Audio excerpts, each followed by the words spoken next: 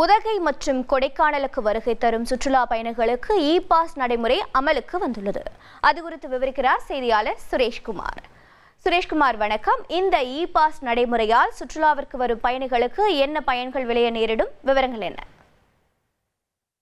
தமிழ்நாட்டில் சுற்றுலா தலங்களான நீலகிரி மற்றும் கொடைக்கானலில் சுற்றுலா பயணிகளால் மாசு ஏற்படுவதை தடுக்கவும், வாகன நெரிசலை கட்டுப்படுத்தவும், குறிப்பாக சுற்றுலா பயணிகள் உணவு போன்ற தங்குமிடங்களை நிவர்த்தி செய்யவும் கடந்த ஆண்டு உயர்நீதிமன்றம் இ-பாஸ் முறையை அமல்படுத்தியது. அதன்படி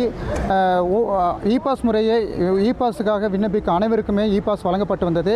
ஆனால் தற்பொழுது உயர்நீதிமன்றம் சில கட்டுப்பாடுகளை விதித்துள்ளது. குறிப்பாக இன்று முதல் ஜூன் இறுதி வரை வாரத்தின் கடைசி நாள், அதாவது சனி ஞாயிறுகளில் வெறும் 8000 வாகனங்கள் மட்டுமே வர வேண்டும் எனவும், குறிப்பாக மற்ற நாட்களில் 6000 வாகனங்கள் வரை வரலாம் என உயர்நீதிமன்றம் கட்டுப்பாடுகளை விதித்துள்ளது.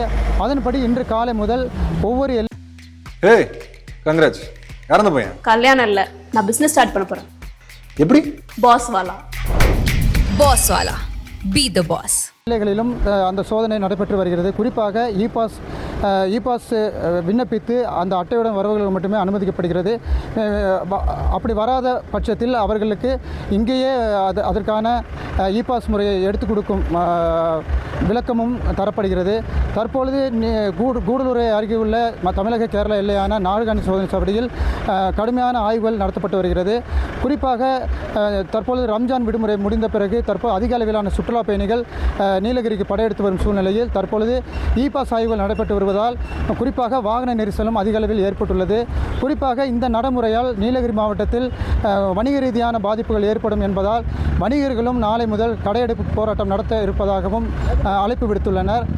குறிப்பாக தற்பொழுது இ-பாஸ் முறை நடைமுறை வந்துள்ள சூழ்நிலையில் ஒவ்வொரு எல்லை சோதனை சாவடியிலும், குறிப்பாக நாடுகாணி, கக்கநல்லா, பாட்டவயல், சோலாடி,